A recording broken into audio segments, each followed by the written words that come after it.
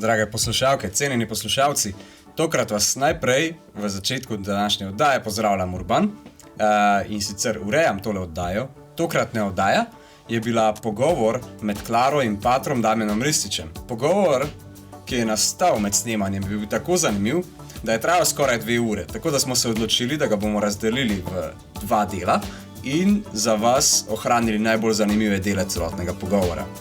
Upam, da boste uživali v tokratnem prvem delu, tako da vas kar prepuščam Klari in Damjanu.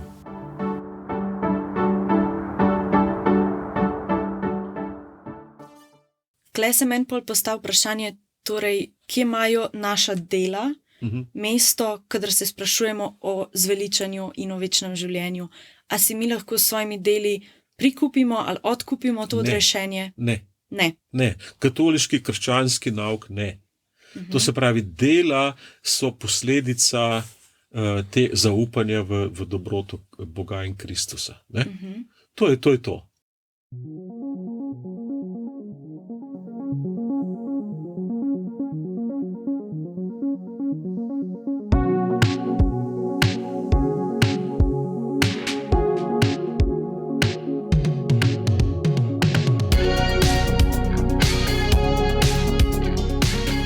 Lepo pozdravljeni, dragi poslušalci in poslušalke Tangente.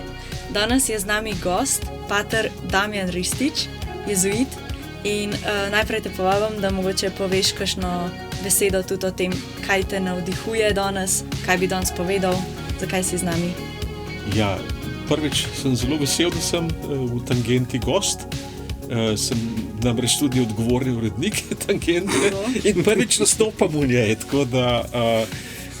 in pa seveda vprašanja, ki sem jih dobil, so takšna zanimiva, o katerih se rad pogovarjam in upam, da bomo prišli do kakšnih spoznanj ali pa mogoče še boljše novih vprašanj, ki nam bojo pomagali, da bomo spoznavali sebe, Boga pa svet še pod novimi vidiki. Hvala, super, pa najbolj že kar začnemo. Pa gremo mogoče kar na prvo vprašanje. Kako si pravilno razlagati Sveto pismo, pa mogoče zakaj je sploh pomembno, da si prav razlagamo to, kar je zapisano v eni taki knjigi? Ker smo šli kar na eno tako vprašanje, Direkt, ki si ga kristjani obče postavljajo in ne vejo čisto točno, kako bi si pri tem pomagali. Namreč ravno to, kako pravilno razlagati Sveto pismo. Imamo veliko pristopov, tudi smo različni kristjani z različnimi nazori, nekateri so, bi rekel, bolj fundamentalisti, drugi razumejo Sveto pismo v zgodovinskem kontekstu in zaradi tega, bi rekel, enotnega odgovora na to ni. Ne. Če pa gledamo na katoliško cerkev pa na katoličane, potem imamo mi eno tako dosta jasna vodila glede Svetega pisma in sicer, da Sveto pismo razumemo kot Božje razodetje, ne? Ampak skozi razumevanje njegove zgodovinske umestitve. To se pravi, tisto, kar je nastalo v času pred, recimo, 3000 letja, ne? Razumemo v istem duhu, kot če bi nastalo danes, ne? Ker stvari od takrat do danes so se mnogo spremenile. Med drugim razumemo, da je svet in vesolje umeščen precej drugače kot takrat. Pa še ena stvar, ne? Mnogo drugih stvari vmes, ki vplivajo na interpretacijo. Eno je modernistična interpretacija, se pravi modernistična v smislu, da je znanstveno utemeljeno. Ne? To je ena stvar, ki je tam nekje iz razsvetljenstva in tisto, kar je znanstveno utemeljeno, to je res. Ne? Kar pa ni znanstveno utemeljeno, pa ni res. In zato imamo neke vrste mešanico fundamentalizma, znanstvenega fundamentalizma in pa dobesednega verjetja Svetemu pismu. Se pravi, če je dobesedno, potem je dokazljivo res in res je dobesedno. Ne? To je fundamentalističen pristop.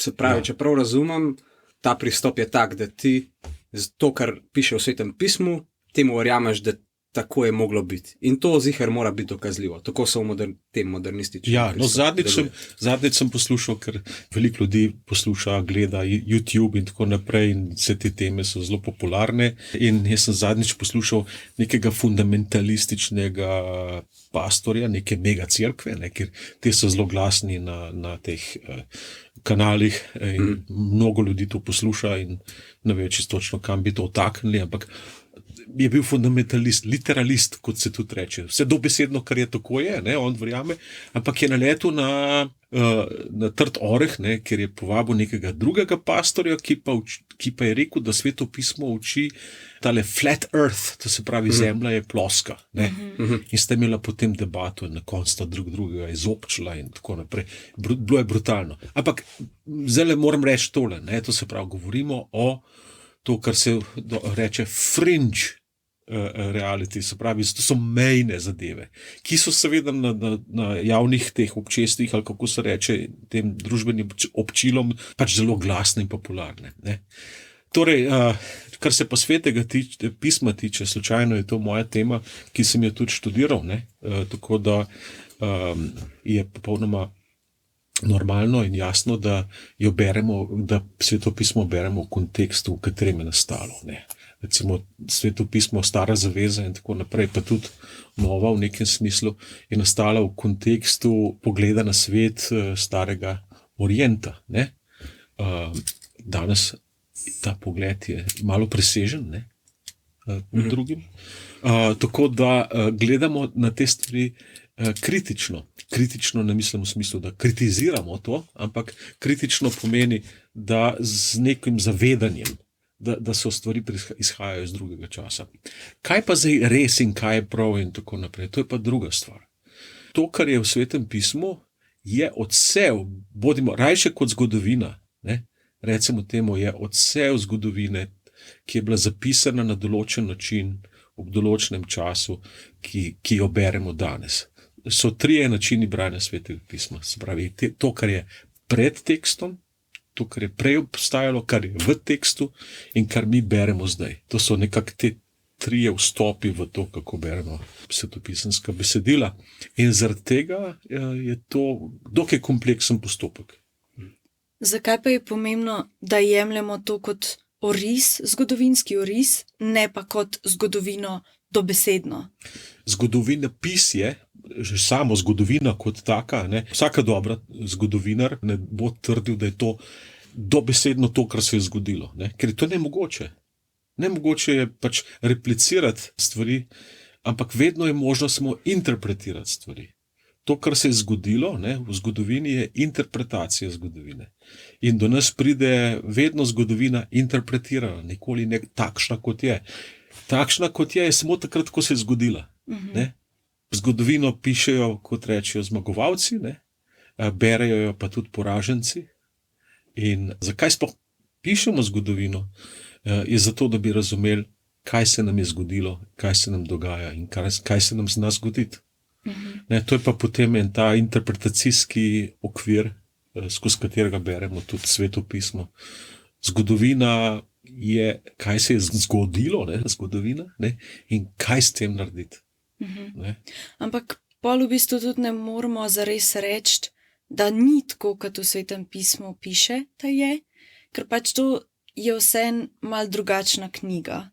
Sveto pismo verjamemo, da je po navdihu Svetega Duha, da je pač to Božja beseda. Ja.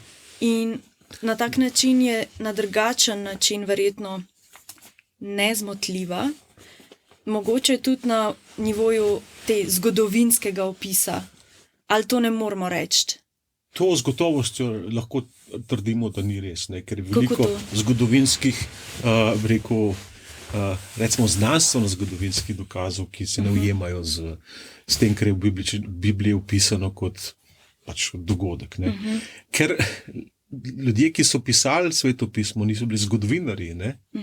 Dobro, eno je, da je Biblija navdihnjena, to ne pomeni, da je dobesedno resnična. To pomeni. Da pa je navdihnjena zdaj, od Svetega Duha, kaj zdaj to pomeni? Spet nekaj drugega. Odkot ta izraz prihaja? najbrž iz Pavla, ne? Sveto pismo je navdihnjeno in dobro za razumevanje in tako naprej. Nikjer pa Pavel ne reče, je zgodovinsko točno. Ne? Ampak se recimo velikrat tudi nanaša Jezus ali pa ne vem, v kakšnih drugih pismih, Korinčanom in tako naprej, se nanaša na staro zavezo. Ja. Jezus velikrat, ne vem, tudi citira, recimo tipično, ko je bil skušan strani hudiča, v puščavi večkrat se v bistvu odgovarja samo z tem pisano je, ne skušaj Gospoda svojega Boga, pisano je tako in tako in tako. Tako, ja. Ne, on se zelo nanaša na staro zavezo. Ja. On je temu očitno zelo zaupal. Zakaj mi recimo to drugače dojemamo zdaj? Se vprašanje, če popolnoma drugače dojemamo, ne? Mi imamo druge kriterije za razumevanje, ima druge težave pri razumevanju, kaj je stara zaveza. Ne? Poleg tega, ko je Jezus živel, stare zaveze še ni bilo. Ni bilo še kanona, sploh oblikovanega. Ne? To se pravi, gotovo, da je bilo nabor knjig, ki jih niso niti imenovali še svete kot take, ne?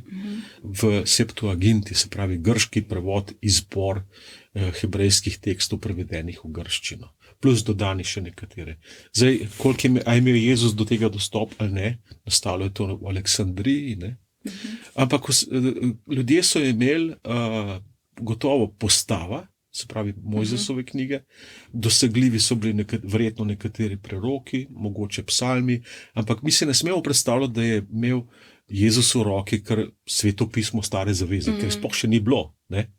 To se pravi stara zaveza, ali pa cel biblični kanon se oblikuje, judovski kanon se oblikuje v javni, to se pravi eno vas mestece v Palestini v 2. stoletju našega štetja. Tako da stara zaveza judovska takrat nastane. Krščansko sveto pismo nastaja po izboru. Ne? To ni bilo zdaj, kar knjiga je padla z neba in zdaj imamo mi te knjige, ampak je šlo skozi različne procese, katere knjige izberemo kot primerne, ne za zgodovino razumeti, ampak zato, da nam pomagajo pri razumevanju razodetja Boga Jezusa Kristusa kot kristjani. Ne? Tako da recimo naš kanon je dokončno izoblikovan na Tridentinskem koncilu šele. To je bilo kdaj približno? To se pravi v 16. stoletju. Ja.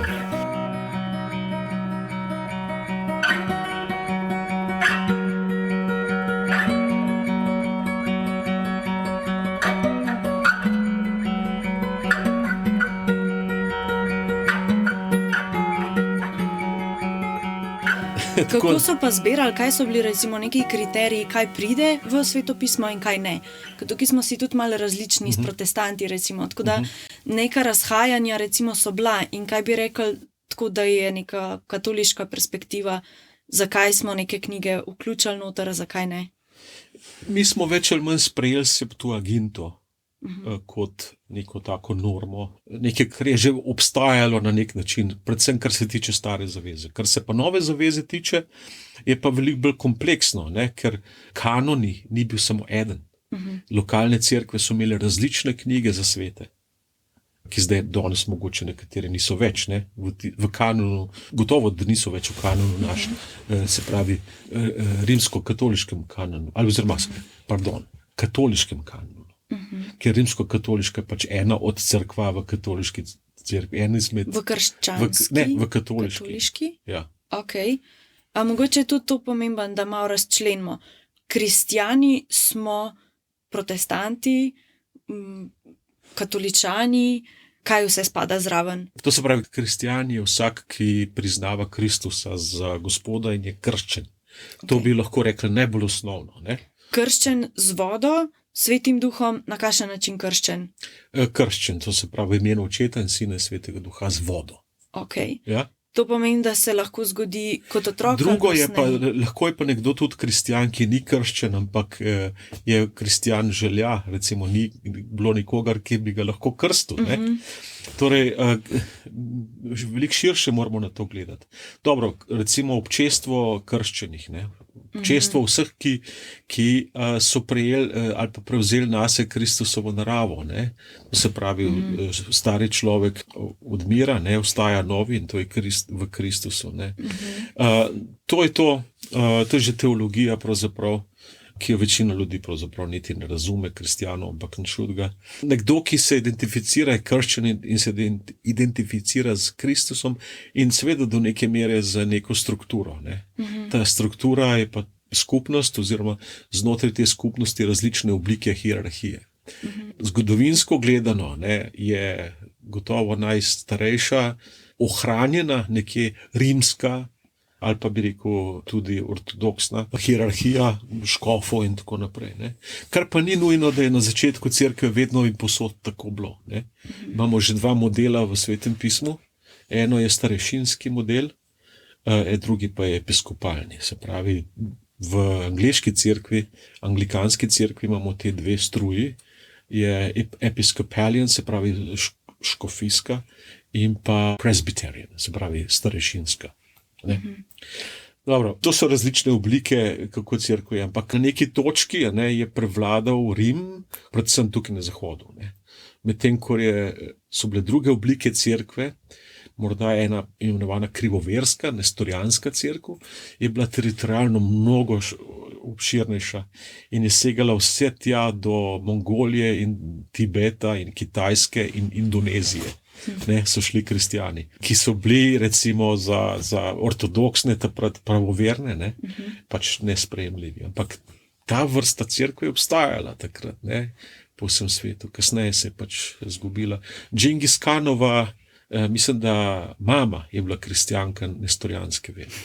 Zanimivo. Ja. Mene pol tukaj začne zanimati, ker katoliška cerkev, rimokatoliška cerkev, reče, da je prava, pač edina prava. Kdo to reče? Apostolska Odvisno cerkev. od tega, kdo to reče.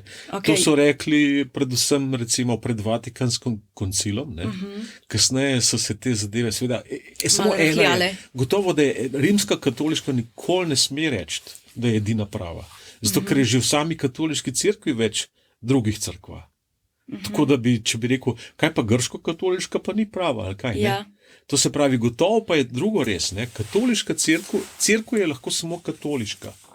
Ne more biti nekatoliška. To je zanimivo definirati. A bi lahko se malo poglobili v to? Ja. Ker kaj sploh pomeni izolirano katoliška?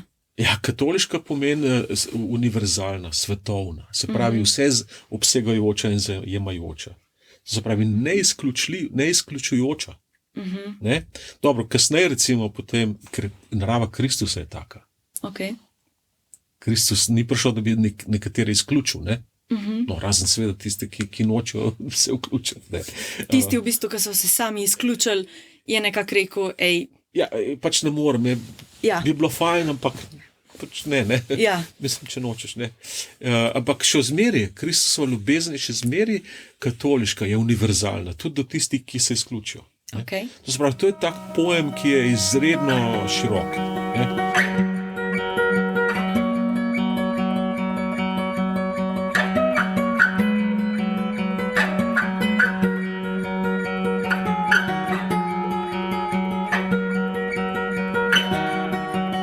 Zdaj, ko reče rimska cerkev, da je katoliška, ne, pomeni, da je v tem, da ima tega duha širokega. Drugo je, kako zgodovinsko potem to postane. Ker zdaj postanejo podzvrsti katoliške cerkve med sabo tudi sprte in na koncu dobimo veliki razkol med pravoslavno cerkvijo in katoliško cerkvijo. Rimokatoliško ali katoliško v splošnem? Rimokatoliško in pa drugimi ne rimokatoliškimi cerkvami. Okay. Predvsem Rim ostane bolj ali manj sam. Medtem ko ostale cerkve, ortodoksne, ostanejo v neke vrste koinoniji povezavi. Zakaj pa misliš, da pride do tega velikega nesoglasja? A se gre bolj za to, kdo bo prevzel zdaj avtoriteto in kdo se bo čemu podredil? A se gre za večja nestrinjanja v samem nauku in razlagi Svetega pisma? Ali kaj misliš, da je glavni vzrok za ta nesporazum? Ja, to je dosti kompleksno vprašanje v smislu tega, da Že začetki cerkve so takšni, recimo, če beremo Pavla, ne, da so v njej nesoglasja. In sicer poznamo te težave, ki jih ima Pavel, recimo, z superapostoli, ne, ki se pač razdajajo za tiste avtentične prave, za razliko od Pavla, ki je nek samozvanec. Ne, in potem on odgovarja na to. Tukaj vidimo že neke vrste boj za oblast, za ugled, za... Pavla se splača brati, in pa začetke cerkve, ker bomo našli že v samem začetku v korenini, ne, spor in razčiščevanje.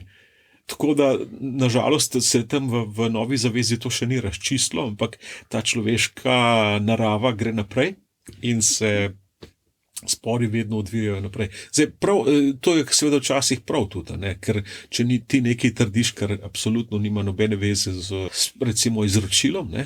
Kristusovim, potem, ali pa če se neke stvari mešajo, ki nimajo nobene veze s tem, ne? Ali komplicirajo pravzaprav življenje. Ne?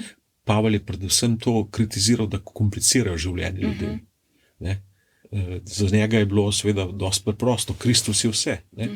Za druge je bilo pa mogoče ne vem kaj, še obreza, pa še ne vem kaj, drugega bi morali ljudje početi, da bi bili sprejemljivi za Boga. Ne? Za Pavla je pač enostavno Kristus vse in na nek preprost način. Ne? Zdaj, lih to specifično, ne, da katoliki kompliciramo stvari, s tem, kad dodajamo neko Marijo, pa neko vero v Marijo na drugačen način, pa recimo Evharistijo, to protestanti nekako kar večkrat očitajo katolikom. Nekako njim, če jih prav razumem, se zdi, da se mi preveč ukvarjamo s podrobnostmi, ki niso namenjene temu, da bi imele fokus, pa hkrati tudi jih nekako zmoti to, da bi katoliška cerkev si vzela enako visoko avtoriteto skoraj kot Sveto pismo, ker recimo po katekizmu so definirane 3 avtoritete v rimsko-katoliški cerkvi. Eno je Sveto pismo, eno je tradicija in tretja je kakor ta duhovniški zbor, duhovniški svet, ki to interpretira oboje, torej tradicijo in Sveto magisterij, pismo. Temu se reče magisterij. Tako. To se pravi nauk, ne? Ja. Ki gre skozi stoletja. Ja. Tako. Ja, magisterij. Ja, zgubila sem besedo. Torej, protestantom se zdi ta hierarhija nekako čudno postavljena. Oni vzamejo kot edino avtoriteto Sveto pismo in se ne strinjajo z nami. Kaj bi bil pa recimo naš odgovor na njihovo kritiko? Odvisno, kateri protestanti spet. Ja, to je tudi res. Recimo, mi smo največkrat zdaj nažalost navajeni na evangelikalce in pentakostalce, ki so pač v družbenih medijih najbolj glasni. Ne? Mi imamo veliko kristjanov, ki se niti pravzaprav več s besedo protestantizem ne identificirajo, ne? Ampak tudi zase trdijo, da so katoliški. Anglikanska cerkev gotovo zase pravi, da je katoliška, tudi to se pravi luteranska cerkev je katoliška, ker razumejo, da ne more drugačna biti, če je cerkev. Ne? Kar pa ne pomeni, da so rimokatoliška cerkev. Ne? To je razlika. Zanimivo. Ja, ampak je katoliška, ne? Ker katoliška je potem pisano recimo tukaj z malo, ne z veliko. Pri nas se včasih piše veliko kot inštitucija. Znači, tam je kot neka vrste entiteta, recimo, kot organizem, ne, kot telo. Ne. Ampak vprašanje tvoje je bilo glede Marije, ne?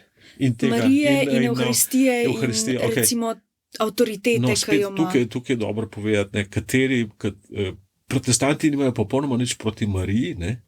In tudi večina dogem, recimo, o Mariji pravzaprav niso o Mariji, ne? So o naravi Kristusa kot človeka. Ne? In tukaj ni težav. Ne? Nekatere druge dogme so mogoče bolj problematične za protestante, ki pa niso dogme, ampak neke vrste izročilo. Ne? Tukaj, recimo? kaj sem, Marija kot bolj na popularni duhovnosti, ne? Marija kot srednica milosti, ne? Kaj podobnega. To je tipično za protestante, da je pač enostavno Sveti Duh, je to, ne? Upravlja to funkcijo, dočim ko v katolicizmu, katolištvu, ne, se je izoblikovala neka vrste hierarhija posredovanja milosti, kjer je nekako sovladajo s Kristusom sveti in tako naprej, na vrhu Marija. Ne. Tako da je ta težko je to, bi rekel, popolnoma dobro utemeljiti, ne, in ker to biblično težko se utemelji, ne, ampak bolj špekulativno, je to za protestante teže za razumeti in sprejeti. Ne. Za katoličane je pač to neka tradicija, ki sledijo in jim je to naravno. Ne. Naravno. Ampak recimo tukaj pride malo navzkriž z vsaj kakšnim delom Svetega pisma, kjer Jezus reče, da je edini posrednik med očetom on. To se mi zdi, da je recimo prav dokaj specifično in lepo razloži. To je iz pisma Hebrejcev, to ni Jezusova osebna trditev, Okay, ampak je iz pisma Hebrejcev, in on je veliki duhovnik in žrtev in edini srednik v tem smislu. Ja, to seveda vsekakor predstavlja težavo, če si ti potem imenoval in tudi ni, ne, kot teološki nauk, da bi bila Marija srednica vseh milosti. Jaz govorim samo o tem, da je to recimo neka ljudska vizija Marije. Ne. Sama mariologija katoliška, ne, ima svoje mesto predvsem v tem, da govori, kdo je Jezus kot človek in kdo je Jezus kot Bog. Predvsem ta razloček. Zato so začeli govoriti o Mariji, recimo na koncilih, in so rekli, recimo tukaj je bila nestorijanska schizma, ne, to se pravi, ali je Marija Theotokos, ali je ona Bogorodica, ali je Kristotokos, ali je Kristorodica. Se pravi, ali je rodila Boga, ali je rodila človeka, Kristusa, kralja. Ne? In tukaj pač je prišlo do razkola, ne? Na nek način. Tukaj tudi protestanti razumejo, da je Theotokos, ne? Da je Bogorodica. Mislim, ja. Sej to ne pomeni, da je ona mogla ustvariti Boga in tukaj tudi zmotno pride kdaj zraven prepričanje, da je to del Svete Trojice, da rata še Marija zraven kot četrta. Sveda, ne, to je zmotno prepričanje. To je ne samo zmotno prepričanje, to je neke vrste herezija. Ja. Ampak zakaj bi pol sploh, če je v bistvu naša molitev namenjena Bogu in imamo Kristusa, ki je prišel na zemljo, zmeraj, ki je učil, kako moliti, je učil moliti v bistvu k očetu, zakaj bi se pol kadarkoli, tudi če imamo tako tradicijo, zakaj bi se upravičeno človek naslanjal še na kogarkoli drugega in ne na Kristusa in Boga očeta kot tazga, če nam je že dana ta v bistvu daritev. Tukaj pa gre za nekaj drugega. Ne? Tukaj pa treba razumeti malo več kot samo to, kar je dobesedno Kristus rekel in dobesedno to početi. Namreč nekatere druge stvari tudi Kristus rekel. Ker sta 2 ali 3 zbrani v mojem imenu, tam sem jaz srednji med njimi. Se pravi, če po tej logiki, če bi rekel, jaz samo molim k očetu in potem je vse v redu, ne? In vendarle smo pa mi skupnost, mi smo cerkev, ne? In smo cerkev živih in drugače živih, da ne rečem mrtvih, ne? In mi smo še vedno na nek način povezani, ne, tudi s pokojnimi, recimo. Pokojni je lep izraz tistimi, ki so že v miru na nek način. Ne.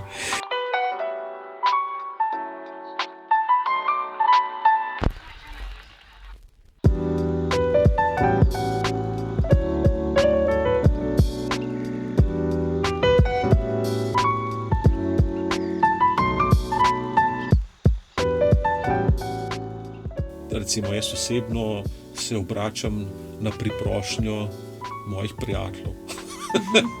v tem smislu, ker vem, da imajo več vere kot jaz, ne, recimo, ne, in mi zelo pomaga. Včasih pa mogoče imam jaz tudi malo kakšno, kaj več solidnosti v sebi, da še za koga drugega kaj zmolim, ne. Itak sem tudi duhovnik, ne, tako da je to moja funkcija po službeni dolžnosti, ne, čeprav je to obča služba, da smo duhovniki, ne, ni samo moja. Jaz sem pač v tem smislu službeni duhovnik še, ne. Ja. Drugače pa je to isto vse. In hočem pa to reči, ne, to se pravi, cerkev je vizija človeštva, ki obstaja v Bogu, ne. Se pravi, ki obstaja na nek način tako v nebesih kot na zemlji, ne. Tako da z tega vidika lahko rečemo, da ni popolnoma narobe ali pa nemogoče še naprej ohranjati nekakšno molitveno povezavo. Ne, in zdaj Marija gotovo, da je en tak lik, ne, ki je, se zdi se tako, ali pa ne, Bogu najbližje, med drugim ga je nosila v svojem telesu in tako naprej, bila njegova mama. Ampak hkrati, zakaj posebej more prositi? Jaz tega nekako ne razumem. Tako kot ti in tako kot jaz. Ja, ampak Bog recimo reče, ne vem, govori o veri kot o gorčičnem zrnu, a ne, lahko pol premikaš gore, če imaš dovolj vere. Ja. Marsikdo je bil tudi v primerih Svetega pisma ozdravljen po veri. Nekako se zdi, kadar bereš Sveto pismo, jaz, ko ga berem, se mi zdi, da skoraj ne rabiš nič drugega. Kristus je bil dan kot ta povezava med Bogom očetom za to bližino, ki jo osebno rabiš. In ne razumem, kje bi priprošnja nekoga tretjega zares pomagala pri tem mojem odnosu, osebnem odnosu do Boga. Če ne potrebuješ, ne, morda zdaj ne potrebuješ neke take priprošnje.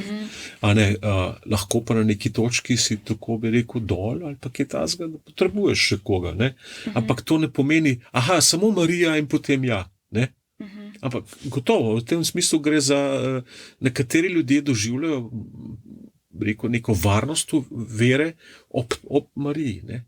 Nekateri pač ne potrebujejo tega in tega ne čutijo, ne? In tega ne moreš nikogar zahtevati, da bi čutil. Ne? Ja, meni je zanimivo, da je prav, da se varnost in zatočišče išče pri Mariji. To mi je zanimivo, ker na nek način se mi zdi, da je Kristus prišel glih za to. On je ta varnost, on je to zatočišče. On je to jagnje Božje in on je prišel za to, da nas odreši. Marija je sicer krasen človek, je izpolnila pač to Božjo voljo in zasluži neko spoštovanje in je bila blagoslovljena in sigurno tle ne moramo zanikati tega, da je pač pomembno vlogo izpolnila, ampak ne razumem, zakaj bi bila prav posebno pritočišče, zatočišče, ker je v bistvu to Kristus. Ja, seveda, to je Kristus. In ravno to sem prej rekel, ne? Pri dogmah o Mariji gre za Kristusa. V prvi vrsti. Seveda, posledično Marija, pa bi rekel, ne gre čisto ločiti, ne, ker na neki, vendar je tukaj v Mariji to združenje z nebom in zemljo tako očitno, ne, da to ne moreš kar preskočiti. Ne, tako da, ampak gotovo, gre za Kristusa in to, kako si poudarila, da je Kristus tisti, ne, se mi zdi pravi način in pravoverni, če želiš. Ne. Drugo je, ne, ene stvari so pa ljudske pobožnosti, druge stvari so, ki imajo svoje mesto, recimo, ne, niso pa obvezujoče. Ne, niso obvezujoče. Recimo, druga vprašanja, kot so prikazovanja Marije in tako naprej, niso obvezujoče za vero. Niso nujna za zveličanje človeka, da bi to moral dobesedno verjeti ali sprejeti. Ne. Ja. Kaj pa je nujno za zveličanje človeka, Pol? Božja ljubezen. To je nujno za zveličanje. Ampak to je dano vsakemu. In to je dano vsakemu, ja, tako.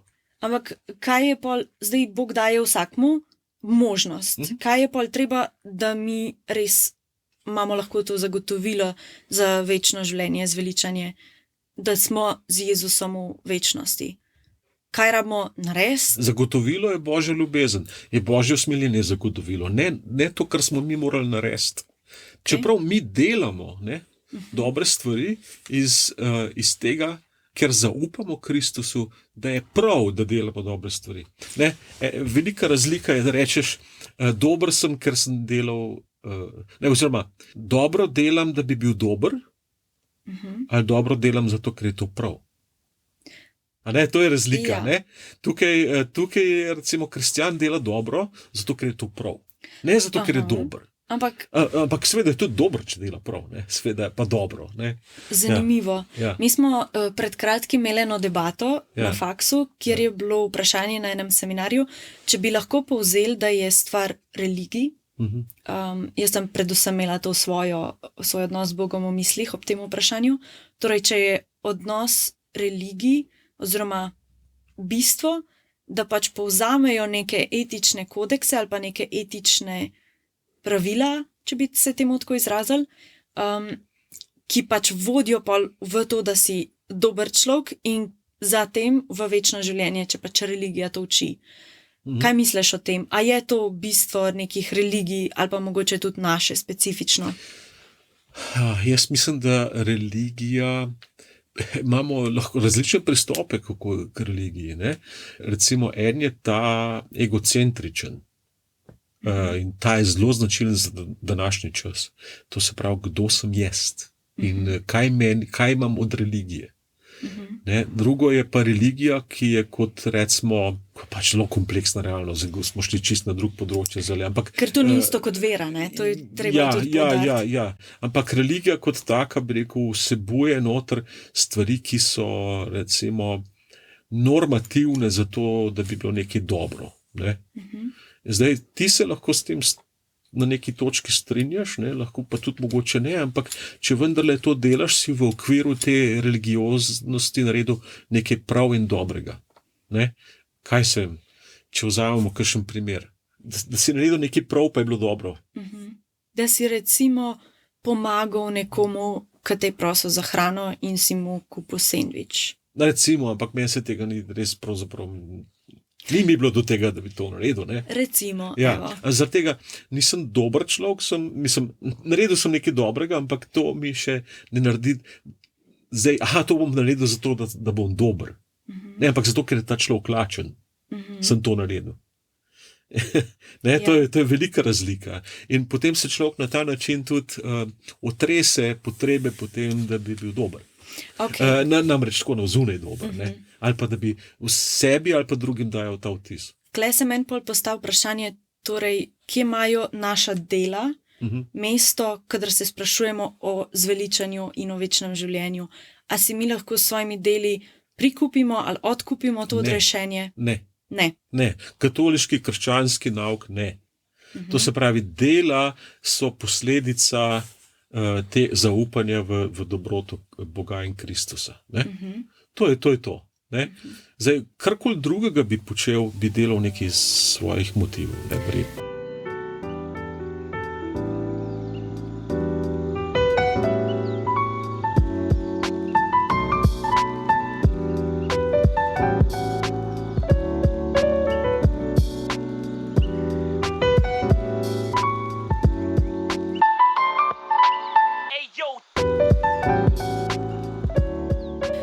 Imaš kakšno zaključno misel, recimo, ki ti preostaja od tega pogovora?